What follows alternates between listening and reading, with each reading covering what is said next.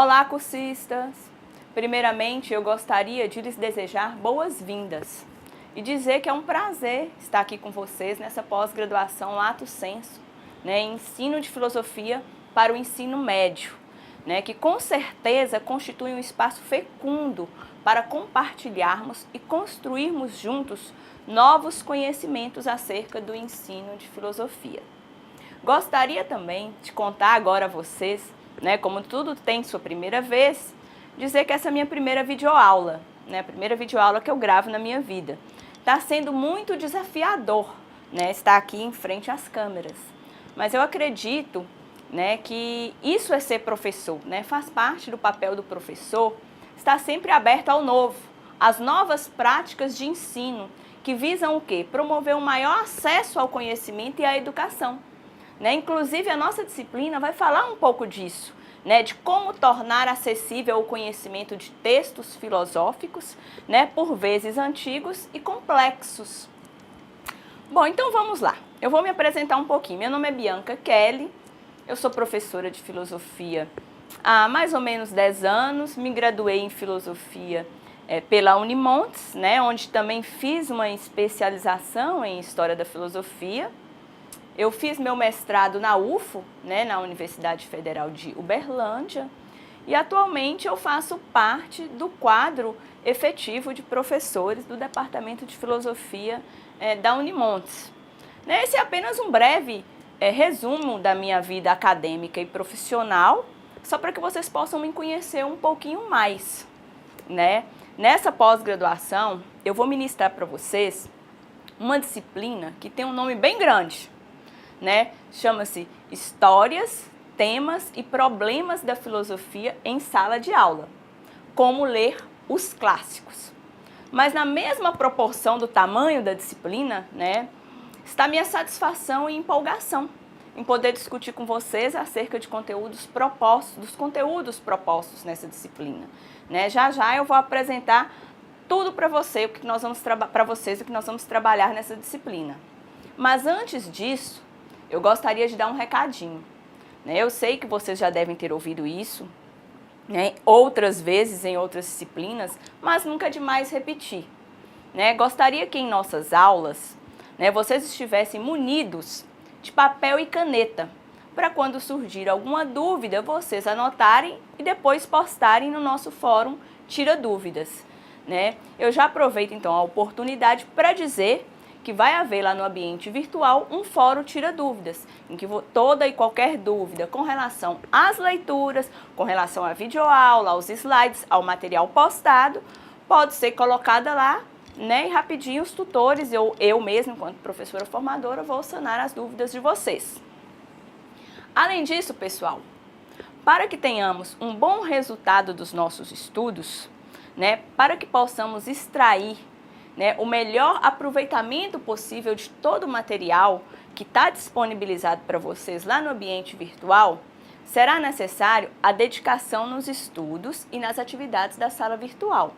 Mas também é muito importante que vocês leiam todos os textos da apostila, os textos complementares que serão propostos por mim no ambiente virtual.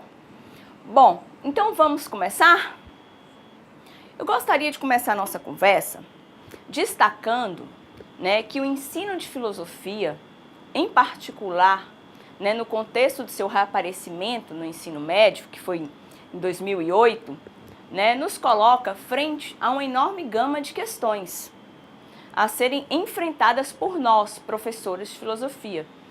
Questões sobre sua identidade e seus métodos, sua relação com a história da filosofia e com o contexto político e social, bem como econômico contemporâneo. Dessa problemática emergem, abordagens sobre a especificidade do trabalho docente de filosofia e as metodologias para o ensino de filosofia. É bom lembrar que a filosofia, na maioria das vezes, se apresenta para nós, ou para quem vai encarar esse belíssimo e desafiador papel de ensinar a filosofia, ela se apresenta, antes de qualquer coisa, como um conjunto de textos a serem abordados, a serem tratados como um cânon, Né? O que seria isso? Um certo modelo, paradigma necessário para se fazer filosofia. Bom, diante dessa concepção, né, algumas indagações, algumas questões, elas se apresentam para nós, né, como, por exemplo, como se delimita historicamente, né, esse conjunto de textos considerados canônicos para o ensino da filosofia? Como trabalhar esses textos com os nossos alunos? Né? Quais são as dificuldades e desafios que o professor de filosofia enfrenta, né, para ensinar esses textos para os alunos no ensino médio? Essas são algumas das questões que permeiam a nossa disciplina e acerca das quais refletiremos um pouco na aula de hoje, como também ao longo da nossa disciplina. Bom, então, pessoal, vocês ainda se lembram do nome da disciplina, né, que eu disse que no início dessa conversa era um nome bem grande, né? Eu confesso que eu demorei bastante, né, a apreender, né, o nome da disciplina, porque um nome grande diz muita coisa. Histórias, temas e problemas da filosofia em sala de aula. Como ler os clássicos, ou seja, como trabalhar a história, os temas e os problemas da filosofia a partir da leitura dos clássicos, né? E como fazer disso, dessa tradição filosófica, um mote, né, para levar nossos alunos a pensar e a refletir acerca dos problemas que emergem diariamente na sociedade contemporânea, né, tornando-se assim cidadãos mais críticos, né? Vamos lá aos objetivos gerais. Apesar de eu já ter começado a sinalizar a problemática do entorno da disciplina, agora, de modo mais direto, venho apresentar que nosso objetivo geral é proporcionar o entendimento do que são os textos clássicos da filosofia, sua relação com a história da filosofia e sua relevância para o ensino da filosofia no ensino médio. O que nós queremos, pessoal, é possibilitar, né, que o professor, ou seja, você cursista que já é professor, né, mas também você que ainda não é professor, mas pretende ser, né, que deseja ser professor e que com certeza será, e a mim também, né, que estou aqui para trocar conhecimento com vocês. Como eu já disse, né, para construirmos juntos novas práticas de ensino de filosofia, né, possibilitar que ressignifiquemos nossa prática a partir da elaboração de novas estratégias dirigidas ao ensino da história da filosofia e dos textos clássicos, tornando a prática em sala de aula interessante para o aluno e mais condizente com a realidade atual. Bom, agora de maneira mais específica, né, como nós faremos isso?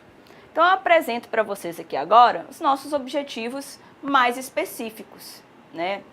Primeiramente, nós vamos fazer o quê? Nós vamos compreender a relação entre o ensino de filosofia e a tradição que o alimenta. Ou seja, como eu vou ensinar filosofia? Como eu vou tratar dos temas e problemas, né, que constituem a filosofia sem nos remeter ao contexto da história da filosofia, da época em que pela primeira vez alguns conceitos foram tratados. É possível isso? É necessária essa relação entre o ensino da filosofia e a história da filosofia? Né?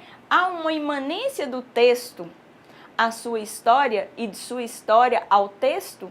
Né? Uma imanência, por exemplo, que seja indispensável? Né? Essas são questões que estão sendo tratadas no nosso material didático, né? E que refletiremos na nossa disciplina. Bom, além disso, nós vamos tentar, no nosso segundo objetivo específico, entender o que é um clássico da filosofia. Né? Ou seja, pessoal, o que é uma obra clássica? Ou um pensador clássico? Né? O que me permite reconhecer? Quais são as suas características? Né? Então, também discutiremos sobre o porquê ler os clássicos na filosofia e como lê-los com os nossos alunos. Será também nosso objetivo apreender e discutir a realidade atual a partir da leitura dos clássicos. Como vamos mostrar para os nossos alunos que um clássico pode ser atual?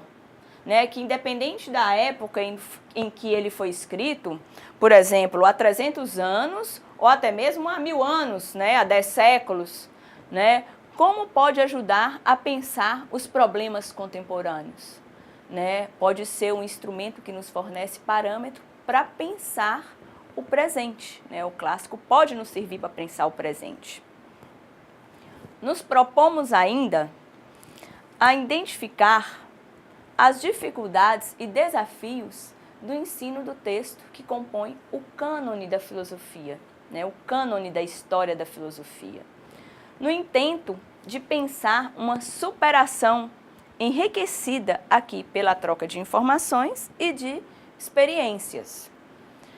E por fim, né, o nosso último objetivo específico, né, será tornar vocês, cursistas, professores e futuros professores, capazes de pensar e construir novas estratégias para ensinar os textos clássicos da filosofia para os alunos do ensino médio, para que as futuras gerações aprendam não somente filosofia, mas também a filosofar.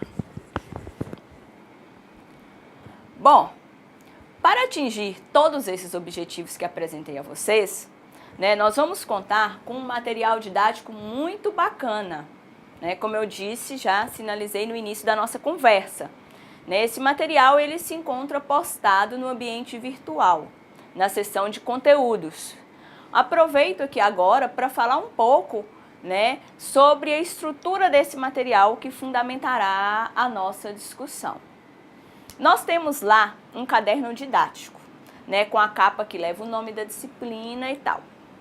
A parte desse material que diz respeito à nossa disciplina é a parte 1, né, intitulada Filosofia e História da Filosofia. Né, vocês vão observar que ela é composta por uma entrevista com a Marlena Chauí, uma aula com Gianni Vattimo, né, que são figuras muito conhecidas, acredito que boa parte de vocês conhecem, né, que são figuras conhecidas na área da filosofia, e 4 artigos, né, de professores e pesquisadores também de renome na área da filosofia no Brasil. Além do caderno didático, vocês têm também à disposição 3 volumes da revista de Filosofia e Ensino, produzida pelo NECEF. O que é o NECEF, pessoal? O NECEF é o Núcleo de Estudos e Pesquisas sobre o Ensino de Filosofia da Universidade Federal do Paraná. Né?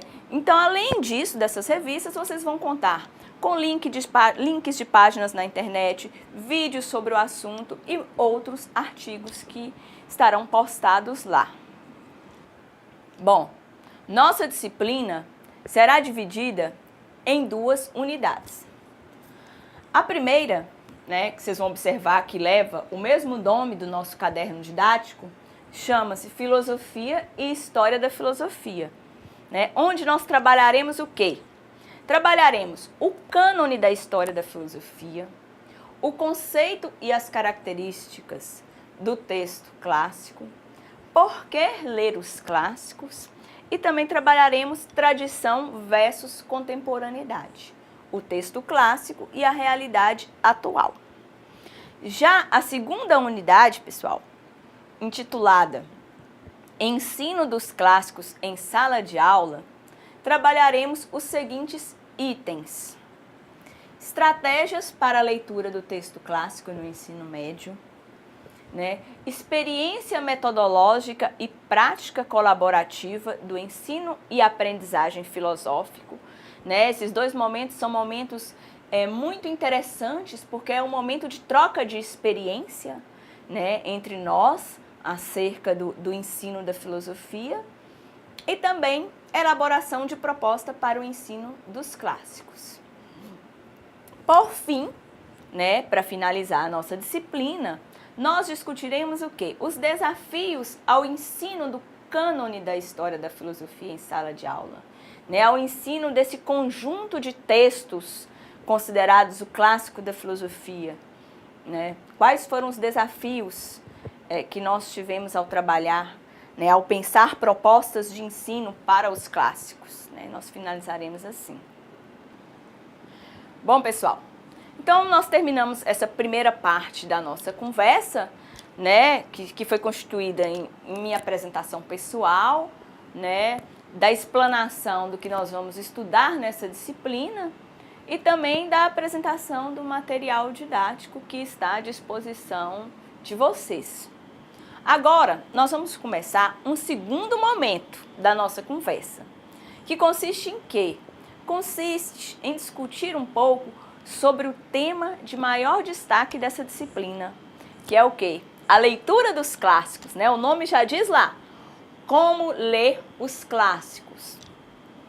Bom, cursistas, nós sabemos, né, que para entender a sociedade em que vivemos, é necessário conhecer as ideias que estão por trás delas, né? Nesse sentido, é especialmente interessante conhecer o pensamento dos filósofos que desde o século 7 a.C.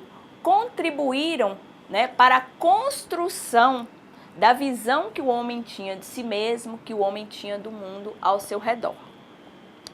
Esses filósofos, né, seus temas e seus problemas, eles são considerados o cânon da filosofia, né? São indispensáveis para se fazer filosofia, para se ensinar a filosofia e para se ensinar a filosofar.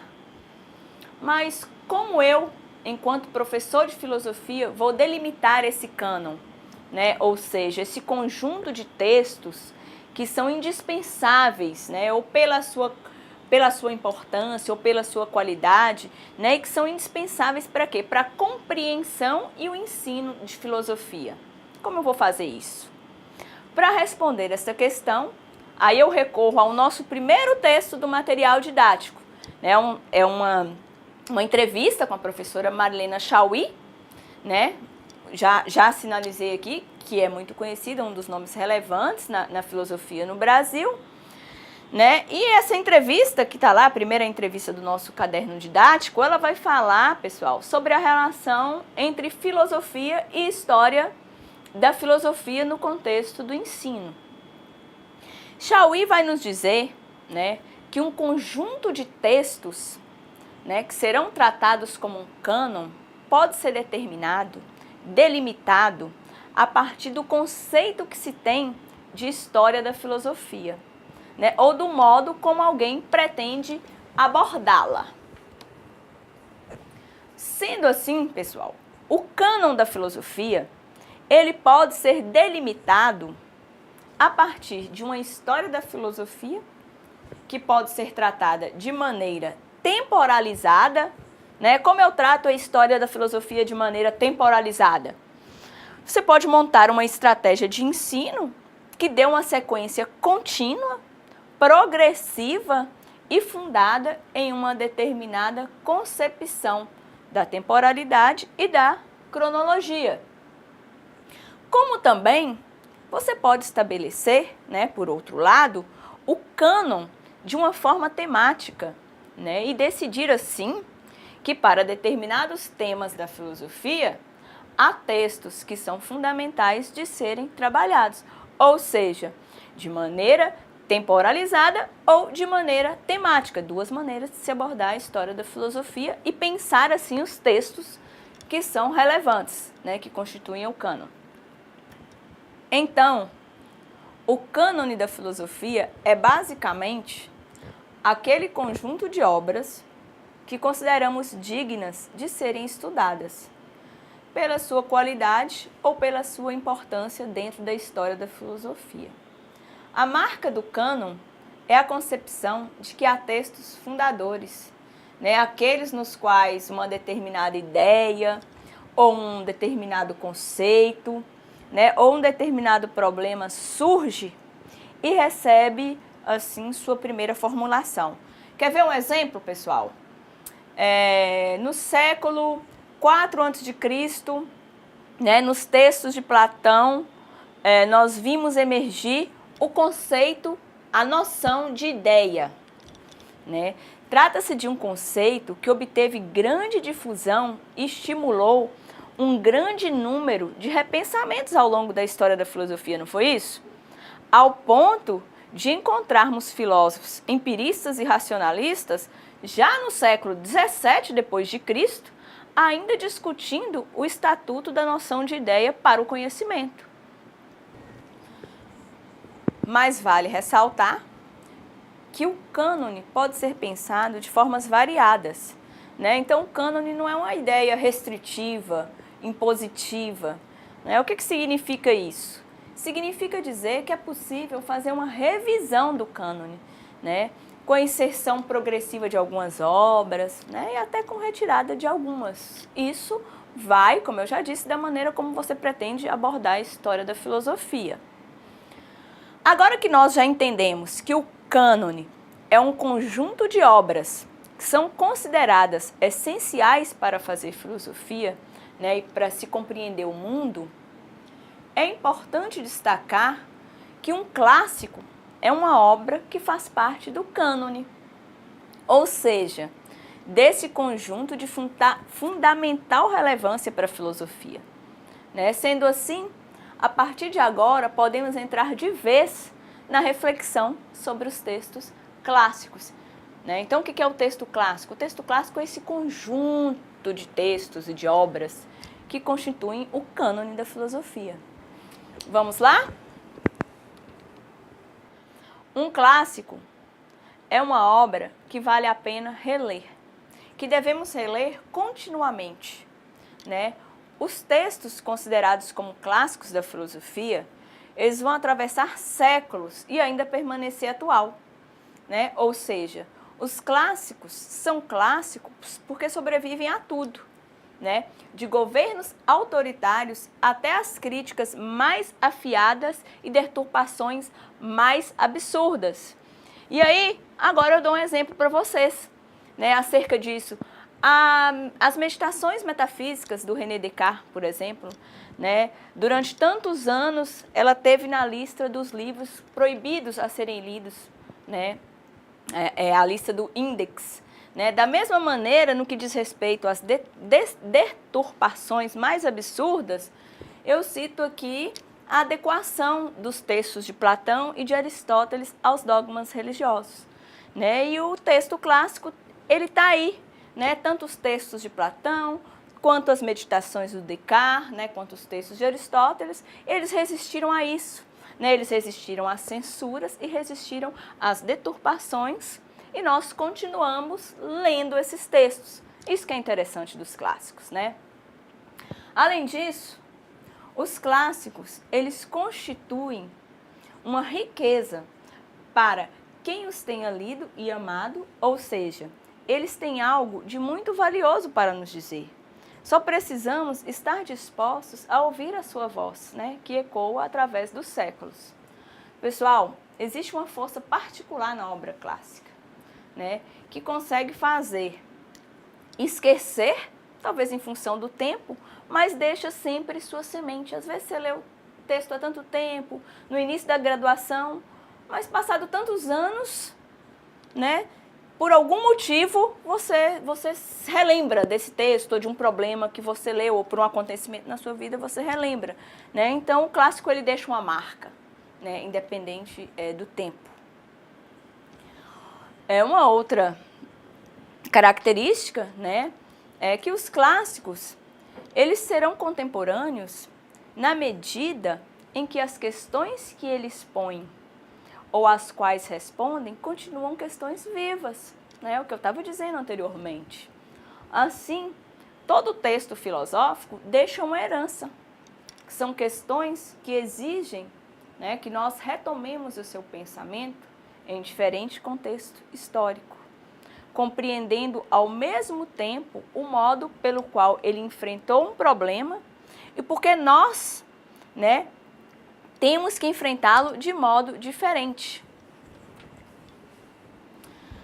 Talvez nessa característica nós podemos encontrar, né, um sentido para a filosofia no ensino médio, né?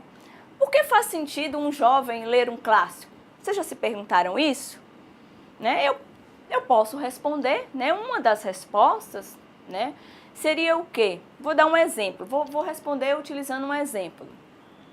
Se um jovem lê Platão e consegue observar, né, que os problemas tratados lá na República de Platão, digamos, com relação à cidade que não funcionava, né, com relação ao projeto político utópico e alternativo, né, e isso fizer com que o jovem reviva, né, fazer ele reviver a mesma experiência que estamos vivendo hoje, né, com relação à cidade e à política, né, ou seja, se o jovem conseguir encontrar o mesmo tormento para resolver os problemas, né, já é um ponto a favor da filosofia na formação desses jovens, pessoal. Porque é desse tormento que vem o pensamento, né? O Platão estava atormentado, ele estava inconformado com a democracia da época, né? E o resultado disso tudo é uma outra proposta na República de Platão.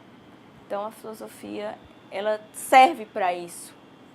Podemos citar também outros exemplos, até mesmo do Platão, novamente, né? O Platão é um filósofo tão distante de nós temporalmente, né? Mas ao mesmo tempo muito próximo no que diz respeito a algumas experiências e algumas problemáticas, né? Nós podemos utilizar, por exemplo, a sua obra no conjunto, a metodologia da sua obra, né, que é toda escrita em diálogos, né, são os diálogos de Platão, para destacar a importância do diálogo, não só para o conhecimento, né, mas para destacar para os nossos alunos a importância do diálogo para o estabelecimento do respeito ao outro em todos os seus aspectos, né, em todas as suas escolhas, né, respeito à religião, à cor da pele, a time de futebol, à sexualidade, né, tudo isso, gente, a fim de promover um maior entendimento e tolerância entre os cidadãos,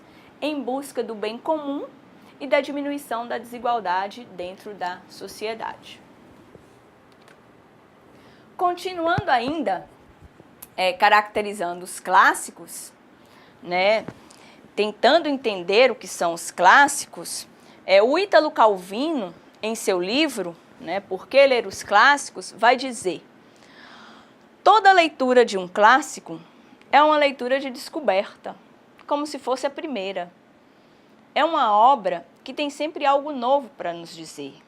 E o Calvino ainda vai completar essa definição, dizendo que um clássico é um livro que nunca terminou de dizer aquilo que ele tinha para dizer. Eu acho que isso nós da filosofia sabemos muito bem, né, pessoal? Pois é algo muito comum em boa parte dos textos filosóficos. A gente pode ler um texto, o mesmo texto, mais de 10 vezes. Cada vez a gente vai encontrar uma novidade no texto, né? Algo até então não visto por nós, né? E cada vez nós vamos ver o mesmo parágrafo sobre um novo olhar, ter uma nova compreensão acerca daquele texto. Na sequência, né, mais uma característica. Bom, eu espero que vocês não estejam cansados, né, de tantas definições e características dos clássicos. Né, o Calvino vai dizer, né, o Ítalo Calvino, que os clássicos são aqueles livros que chegam até nós trazendo consigo as marcas da leitura que precederam a nossa.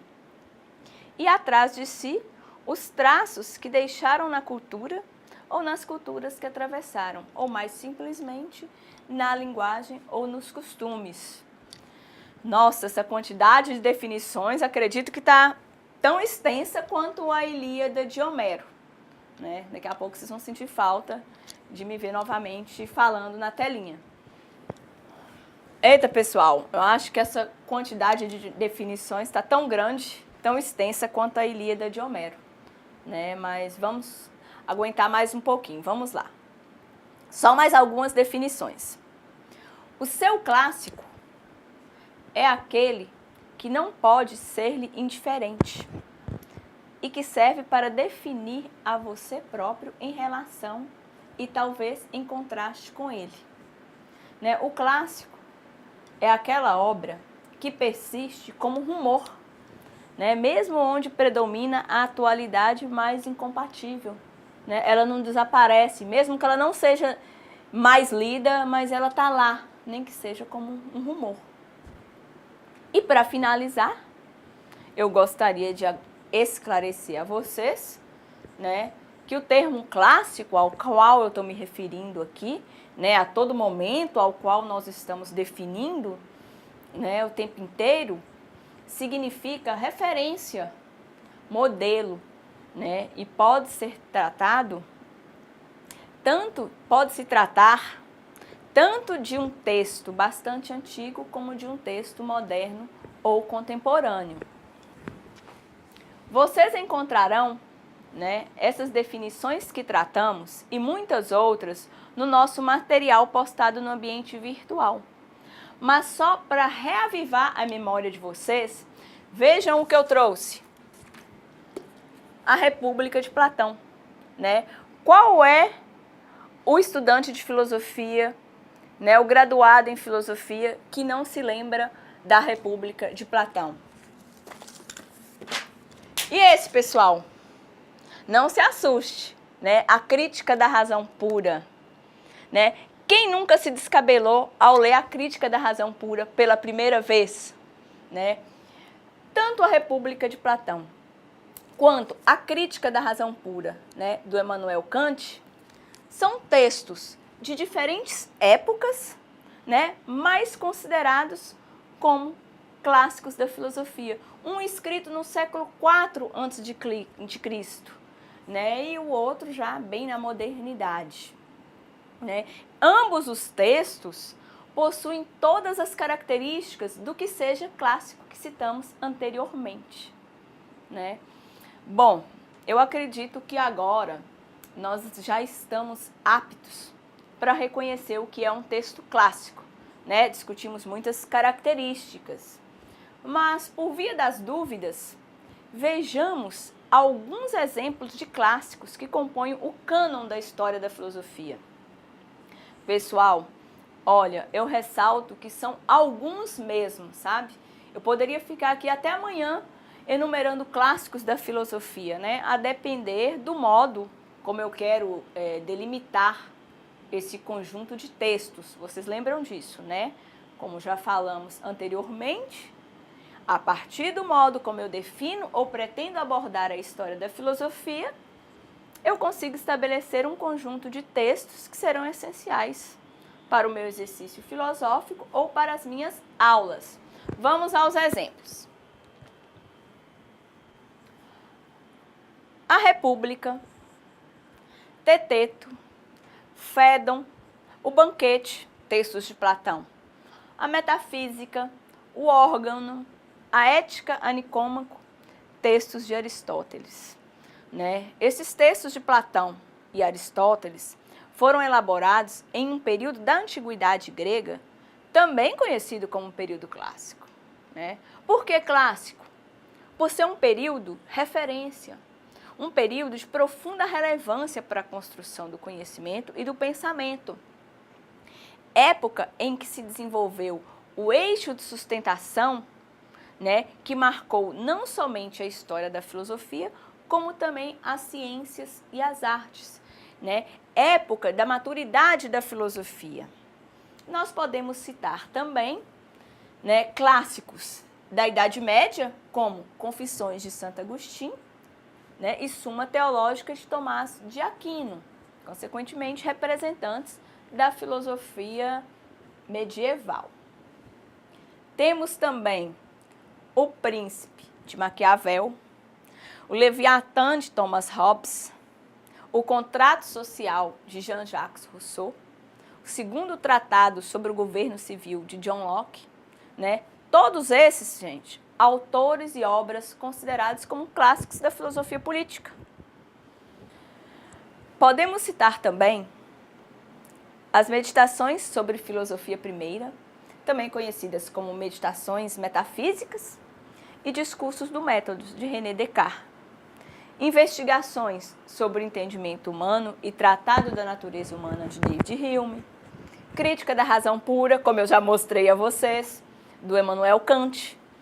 Todas essas obras consideradas clássicos da teoria do conhecimento na modernidade, por meio das quais nós podemos trabalhar diversos temas, como empirismo, racionalismo, idealismo. Cito ainda, pessoal, a genealogia da moral do Nietzsche, né? A formação do espírito científico do Bachelard, né? Técnica e ciência como ideologia do Habermas, a condição humana de Hannah Arendt, né? Que é um livro que está sendo muito lido no momento atual, né? Para tratar uma série de questões como a própria condição humana, como o racismo, né? A condição humana está sendo muito lida, né? na atualidade. Ser e Tempo, né? De Martin Heidegger, O Ser e o Nada, de Sartre, né? Também são obras que já estão superando o tempo e ocupando o seu lugar como clássicos da filosofia, né? A partir das quais uma série de temas podem ser trabalhados, como liberdade, moral, ciência, existência, o homem e muitos outros. Agora que já sabemos o que é um clássico da filosofia e relembramos alguns dos principais clássicos, acredito, cursistas, que já estamos preparados para avançar na nossa discussão, né, e buscar os motivos pelos quais nós devemos ler os clássicos.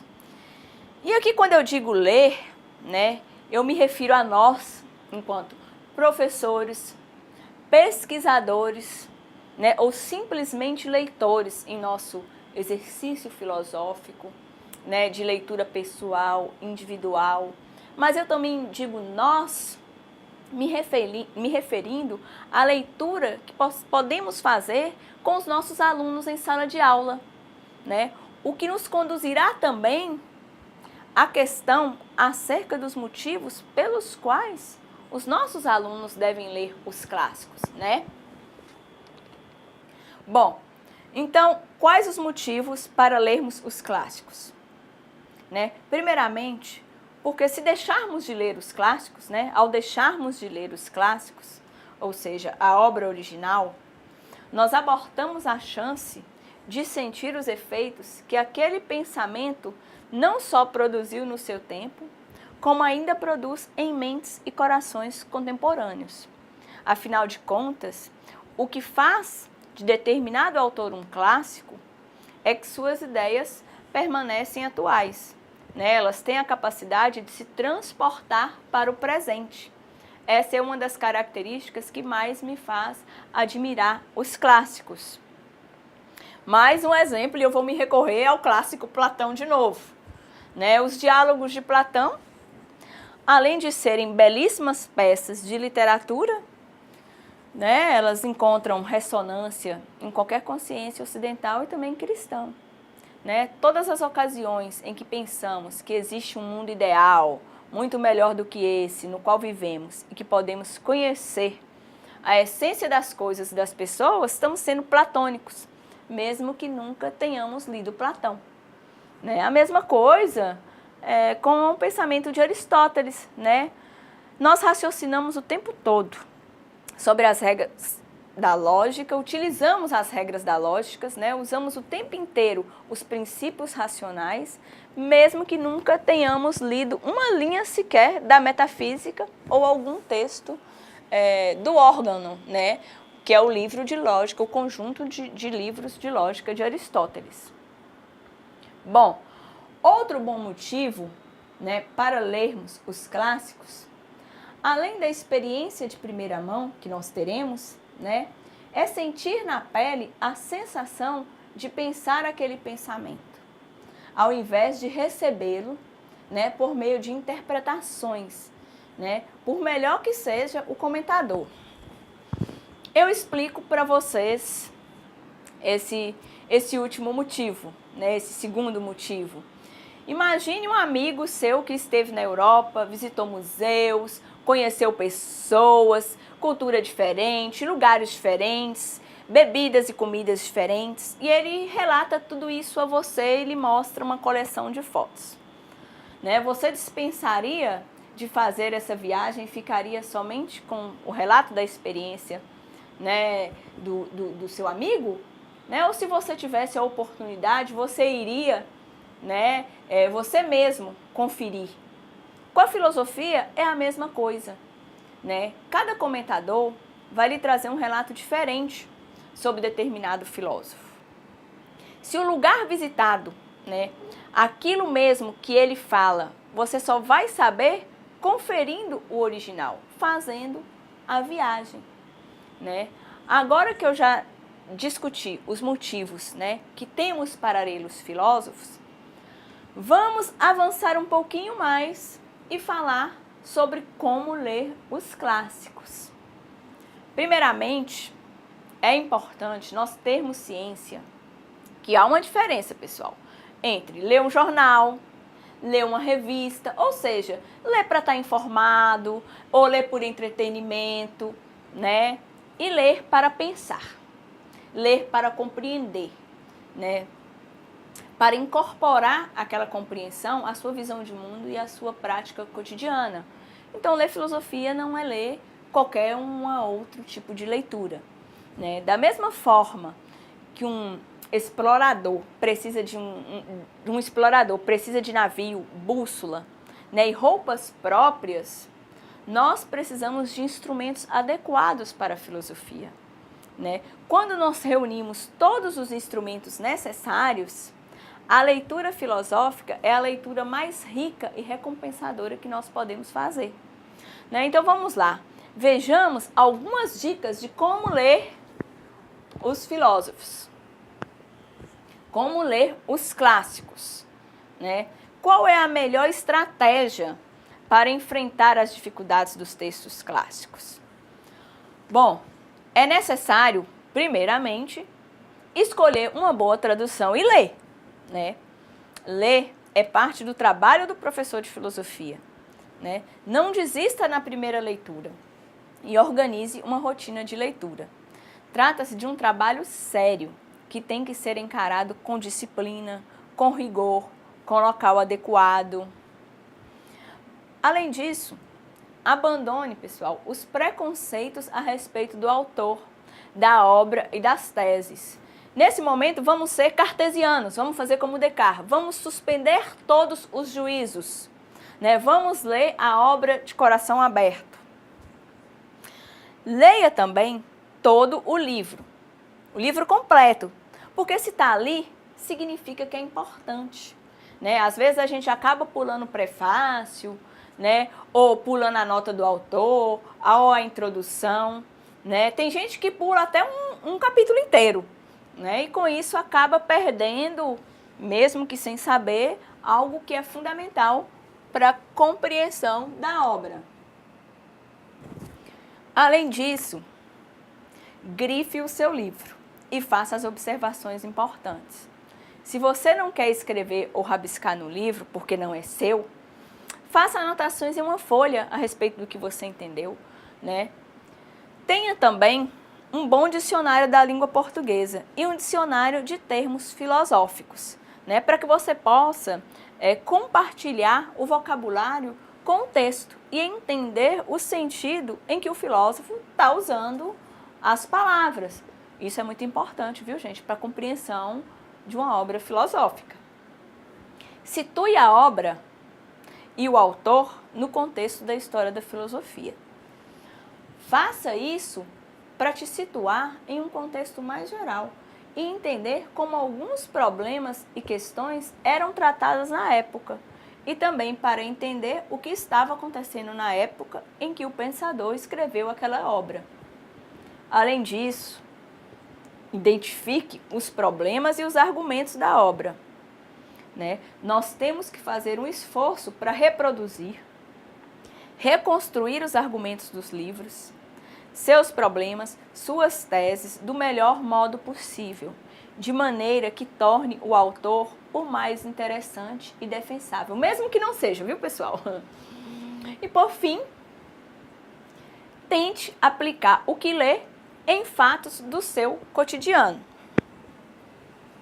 Ou seja, os textos se fazem clássicos por serem revisitados por uma experiência cotidiana, né, que busca o quê? construir sua identidade. Essa é a primeira proposta, né? E esse é o meu convite a vocês, né? Vamos realizar as nossas experimentações com os textos clássicos, com a intenção de nos reinventarmos enquanto professores de filosofia, né? Ou enquanto leitores de filosofia, enquanto apreciadores da filosofia. Assim, querido cursista, eu termino aqui a nossa aula, né, agradecendo a atenção e a paciência de todos vocês, né, e dizendo mais uma vez que é um imenso prazer poder trabalhar essa disciplina, né, e eu espero que vocês possam aproveitá-la ao máximo. Bons estudos para vocês!